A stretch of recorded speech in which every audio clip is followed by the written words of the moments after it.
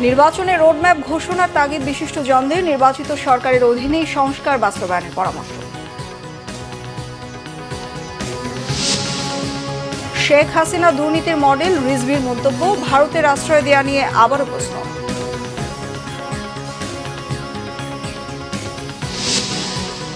চালের দামের লাগাতার বৃদ্ধিতে বাড়ছে মানুষের ক্ষোভ, মিয়ানমার থেকে দেশে এসে পৌঁছেছে 22,000 টন।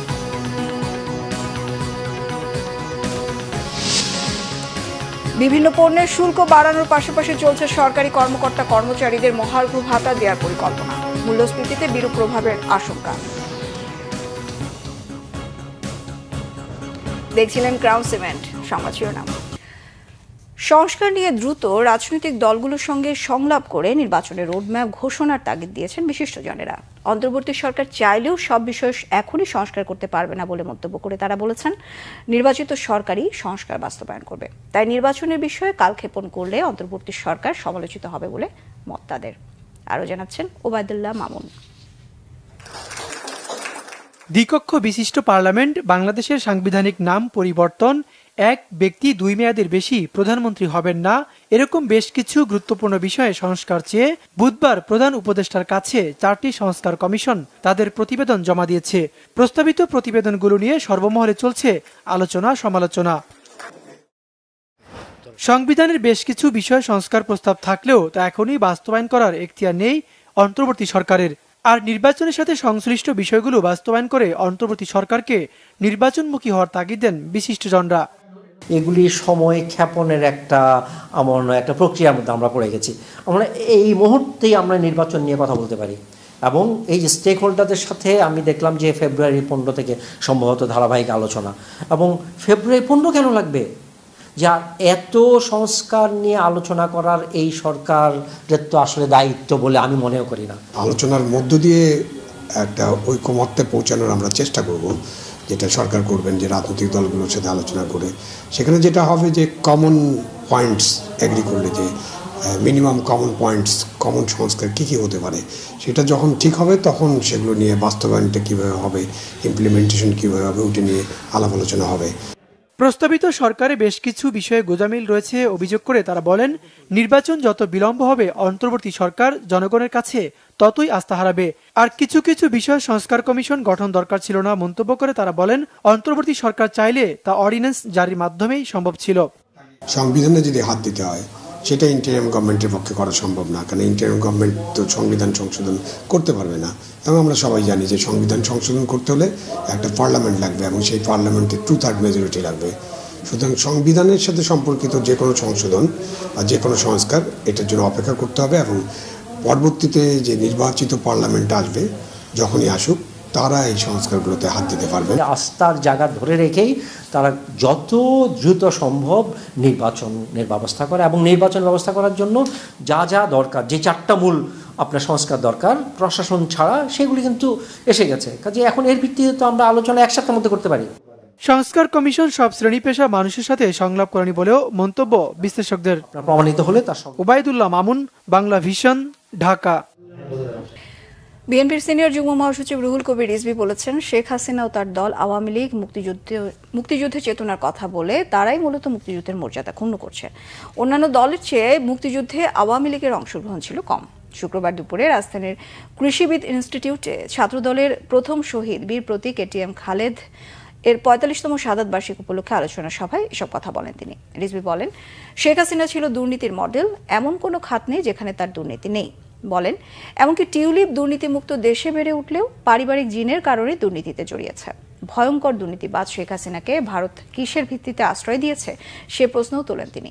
বলেন, শেখ হাসিনার ভিতরে রাজনৈতিক কোনো আদর্শই ছিল না, উন্নয়নের নামে লুটপাটের মধ্য দিয়ে বিদেশে টাকা পাচার করাই ছিল তার কাজ। কারণ যেখানেই যায় শুধু ঘুরে ফিরে হাসিনের যে মহা দুর্নীতি, একেবারে গ্যালাক্সি সমান দুর্নীতি, এটা ছাড়া আর কোনো বক্তব্যই খুঁজে পাই না। এবং দুর্নীতির যে বিভিন্ন ডাইমেনশন, দুর্নীতির যে বিভিন্ন মডেল, কোন মডেলটা ধরে কথা বলব? রূপপুর পারমাণবিক প্রকল্প রাশিয়ার সাথে চুক্তি করেছে 500 কোটি টাকা শেখ হাসিনা, তার ছেলে সজীব ওয়াজেদ জয় এবং তার যে ভাগ্নি সে আবার ইংল্যান্ডের এমপি এবং সিটি এমপির দায়িত্বে। তারা মালয়েশিয়ার এক ব্যাংক থেকে সেই $500 কোটি তুলে নেওয়ার আত্মসাৎ করার অভিযোগ রয়েছে এবং সুস্পষ্ট। যুক্তরাজ্যের লন্ডন ক্লিনিকে চিকিৎসাধীন বিএনপি চেয়ারপারসনকে যুক্তরাষ্ট্রে নেওয়া যাবে কিনা তার শারীরিক অবস্থা পর্যালোচনার ভিত্তিতে সিদ্ধান্ত নেবেন চিকিৎসকরা। বেগম খালেদা জিয়ার নানা রকম স্বাস্থ্য পরীক্ষা চলছে। তার চিকিৎসার সর্বশেষ অবস্থা সম্পর্কে সাংবাদিকদের জানান বিএনপি চেয়ারপারসনের ব্যক্তিগত চিকিৎসক ডাক্তার জাহিদ হোসেন। এই মেডিকেল বোর্ড এবং আমাদের সদস্যরা সবাই মিলে ইনশাআল্লাহ 2-1 দিনের মধ্যেই হয়তো একটা সিদ্ধান্ত আসা যাবে কিনা, লাইন অফ ট্রিটমেন্টটা কী হবে, পরবর্তীতে সে অনুযায়ী ব্যবস্থা বা চিকিৎসা চলবে। আপনার আমরা সবার কাছে আপনার সুস্থতার জন্য, রোগ মুক্তির জন্য আল্লাহ রাব্বুল আলামিনের কাছে, আমাদের দেশবাসীর কাছে দোয়া করার জন্য সবাইকে আমরা আমার পরিবারের পক্ষ থেকে, ওনার পক্ষ থেকে দোয়া করার জন্য অনুরোধ করেছেন। মেডিকেল বোর্ডের সদস্যরা কী ধরনের মতামত দেন, ওনারা যদি মতামত বলেন যে না ইট ইজ পসিবল হিয়ার, ওনারা যদি বলেন যে না অন্য কোথাও যেতে হবে, তখন স্বাভাবিকভাবেই সবাই মিলে এই সিদ্ধান্ত নিতে হবে। বাজারে চিকন চালের দাম বাড়ছে, এতে অসন্তুষ্টি বাড়ছে জনমনে। সপ্তাহের ব্যবধানে চিকন চালের দাম 2 থেকে 3 টাকা পর্যন্ত ওঠানামা করছে বলে অভিযোগ ক্রেতাদের। এলাচের দাম এরই মধ্যে কেজি 5,000 টাকা ছাড়িয়েছে। বাজার নিয়ন্ত্রণে নিয়মিত বাজার মনিটরিং এর দাবি ভোক্তাদের। তবে মাছ, সবজি ও মুদি পণ্যের দাম সহনীয় পর্যায়ে রয়েছে। বিস্তারিত মুবাশশির আহমেদের রিপোর্টে। প্রতিদিনের খোরাকের একটি বড় অংশ পূরণ হয় এই চালে। বাজারে প্রায় সব পণ্যের দামই যখন নিম্নমুখী, তখনই চালের দাম নিয়ে অভিযোগ ভোক্তাদের। চালটা একটু সন্তুষ্ট না, কারণ চালটা এর থেকে একটু কম দাম ছিল, আর একটু এখন একটু বেশি হচ্ছে। এখন চালের দাম কম থাকার কথা, সেখানে চালের দাম বেড়ে গেছে। আমি যে চাল খাই সেটার কেজি ছিল আগে 80 থেকে 85 টাকা, এখন দোকান ভেদে 90 থেকে 95 টাকা। গত 3 সপ্তাহে 10 টাকা বেড়ে প্রতি কেজি মিনিকেট চাল বিক্রি হচ্ছে 80 থেকে 85 টাকায়। মানভেদে নাজির চাল বিক্রি হচ্ছে 66 থেকে 85 টাকা পর্যন্ত। মোটা চালের দাম অপরিবর্তিত থাকলেও বাজার ভেদে 28 জাতের মোটা চাল বিক্রি হচ্ছে 58 থেকে 62 টাকায়। গুটি স্বর্ণা জাতের মোটা চালের দাম সবচেয়ে কম বাজারে, কেজি প্রতি 53 থেকে 56 টাকা। তবে এই চালের সরবরাহ কম বলছেন বিক্রেতারা। অনেক সাধারণ মানুষের যারা আছে গরিব, তারাই এনে গুটি স্বর্ণা। তারপরে আপনার আমন আছে 62-65। গুটি স্বর্ণার চাহিদা তো কম, এটা তো মনে করেন নিম্ন এলাকা যেখানে ওখানে চলে বেশি, এটা তো মনে করেন আমরা মধ্যবিত্ত এলাকা, এখানে চিকন চালটা বেশি চলে। গত সপ্তাহের মতো মুসুর ডাল বিক্রি হচ্ছে 135 টাকায়। তবে বাজার ভেদে একই ডালের দাম কেজিতে 2 থেকে 5 টাকা পর্যন্ত ওঠানামা করছে। অস্বাভাবিক বেড়েছে এলাচের দাম। 100 গ্রাম এলাচ অনেক সময় 520, 530 এইভাবে বিক্রি করি আর কি, অনেক সময় 540 বিক্রি করি। সবকিছু জিনিসের দামই অনিয়ন্ত্রিত। কালকে যে সয়াবিন তেল হয়তো 7 দিন আগে যে দাম ছিল, আজকে সেটা বেড়ে গেছে। ব্রয়লার মুরগি বিক্রি হচ্ছে 200 টাকায়। সোনালী ও কক বিক্রি হচ্ছে কেজি প্রতি 330 থেকে 350 টাকায়। কিছুটা কমে প্রতি হালি ডিম বিক্রি হচ্ছে 38 থেকে 42 টাকায়। মাছের বাজারও সহনীয় বলছেন ক্রেতারা। চিংড়ি মাছের কেজি হচ্ছে 1000 টাকা, আর রুই মাছের কেজি হচ্ছে গিয়ে 500 টাকা, আর ট্যাংরা মাছ হচ্ছে 700 টাকা। Reasonable price. মাছের বাজারটা আছে, খুব একটা ইনক্রিজ হয়নি। মাছের বাজার ভালোই আছে, খারাপ না। সবজির বাজারে ফুলকপি, ব্রোকলি পর্যাপ্ত সরবরাহ থাকায় প্রতি পিস বিক্রি হচ্ছে 20 থেকে 25 টাকায়।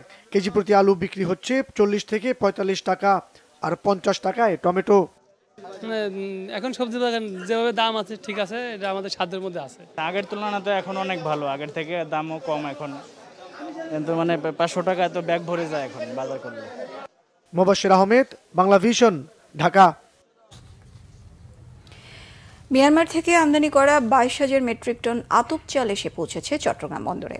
এটি অন্তর্বর্তী সরকারের আমলে মিয়ানমার থেকে আমদানি করা চালের প্রথম চালান।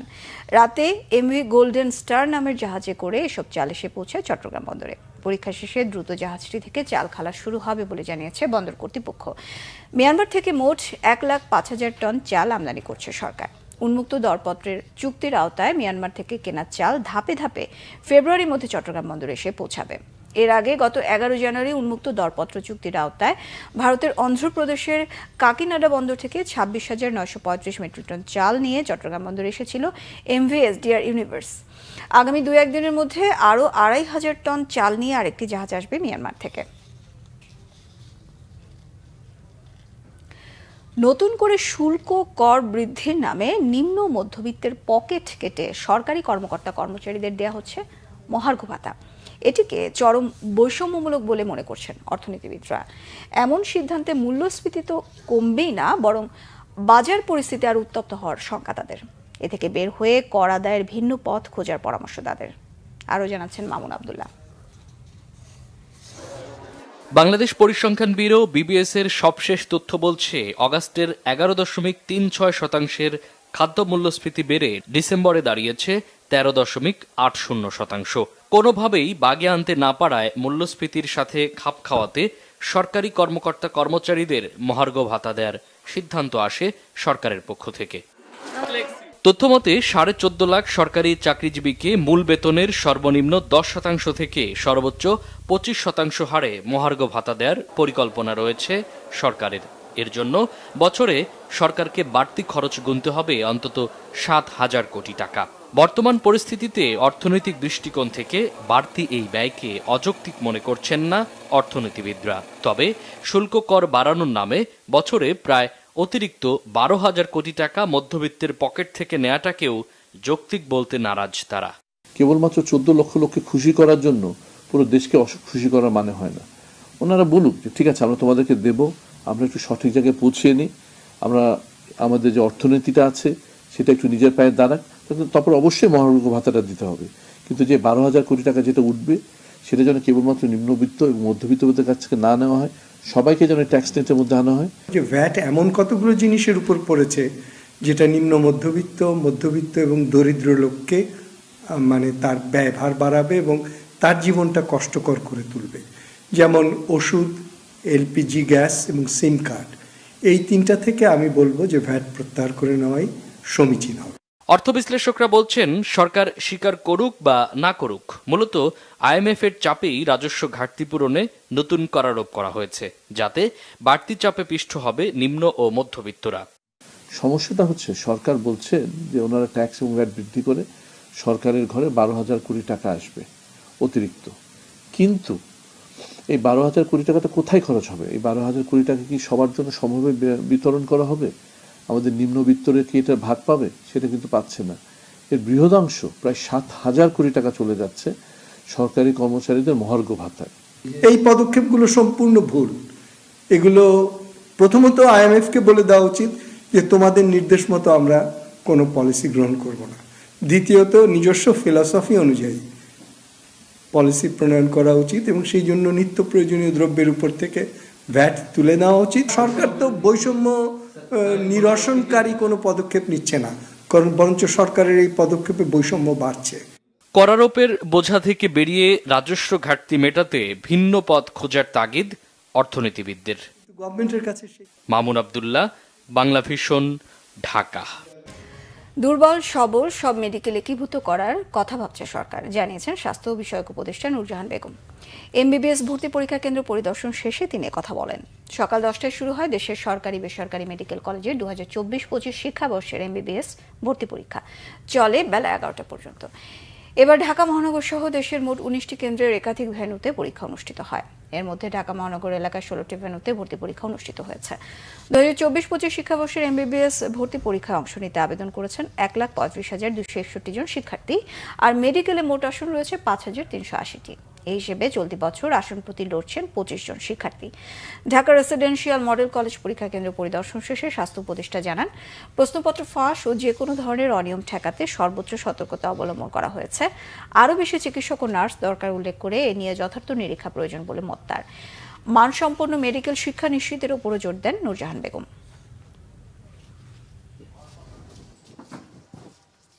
আমি একদম স্পষ্ট করেই বলি, আপনি বেসরকারি কথা বললেন তো, সরকারি বেসরকারি সবগুলোতে অবস্থায় আছে। ভাবতে হচ্ছে, আমরা ভাবার চেষ্টা করছি এবং হয়তো ইনশাল্লাহ আমরা কিছু একটা করবো। প্রথমে সরকারি হাসপাতাল দিয়ে আমরা, সরকারি মেডিকেল কলেজ দিয়ে আমরা শুরু করবো।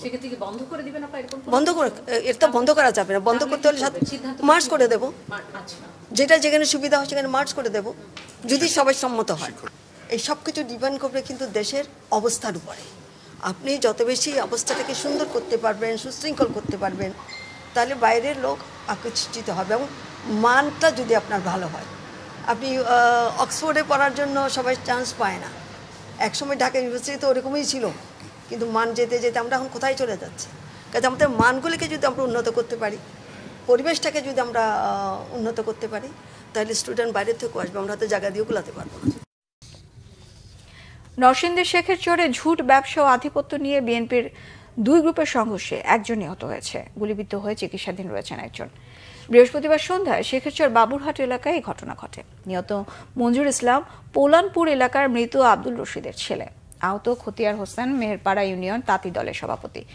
পুলিশ ও স্থানীয়রা জানায় শেখেরচর এলাকায় আধিপত্য বিস্তার ও ঝুট ব্যবসাকে ঘিরে দীর্ঘদিন ধরে মেহেরপাড়া ইউনিয়ন যুব দলের সভাপতি মনির হোসেন ও ইউনিয়ন বিএনপির সাধারণ সম্পাদক ইফতির মধ্যে বিরোধ চলছিল। এ নিয়ে বৃহস্পতিবার সন্ধ্যায় আলোচনায় বসার কথা ছিল। আলোচনার প্রস্তুতির মধ্যেই দুপক্ষের উত্তেজনায় গোলাগুলি হলে মঞ্জুর ঘটনাস্থলে নিহত হন। গুলিবিদ্ধ হন বক্তিয়ার। উন্নত চিকিৎসার জন্য ঢাকায় আনা হয়েছে তাকে। তদন্ত করে দোষীদের বিরুদ্ধে দ্রুত ব্যবস্থা নেওয়া হবে বলে জানায় পুলিশ। ইকোনমিক্যাল খ্রিস্টান ট্রাস্ট ইসিটি এবং সেন্ট থমাস চার্চের যৌথ উদ্যোগে রাজধানীতে সেমিনার অনুষ্ঠিত হয়েছে।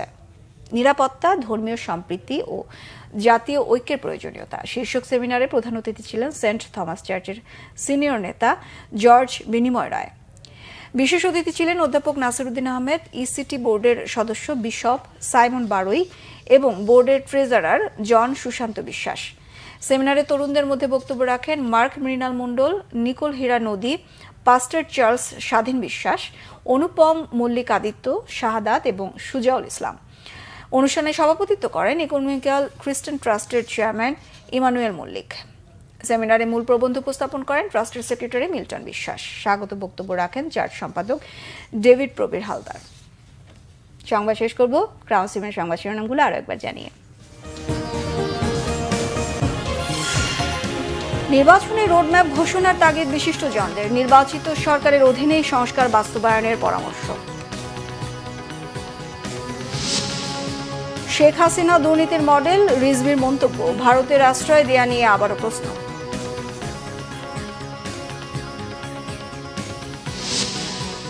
চালের দামের লাগাতার বৃদ্ধিতে বাড়ছে মানুষের ক্ষোভ। মিয়ানমার থেকে দেশে এসে পৌঁছেছে 22,000 টন।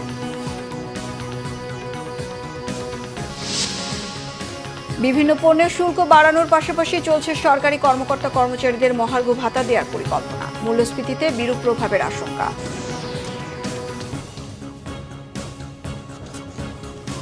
এই ছিল এখনকার মতো। পরের সংবাদ বিকেল 4টায়, 3টায় রয়েছে নিউজ টপ 10 দেখার আমন্ত্রণ রইল। এছাড়া বাংলাভিশন সংবাদ ও সংবাদ সংশ্লিষ্ট অনুষ্ঠান দেখতে ভিজিট করুন www.bbnews24.com ও facebook.com/banglavisionnews। সাবস্ক্রাইব করুন youtube.com/banglavisionnews। সঙ্গে থাকায় ধন্যবাদ সবাইকে।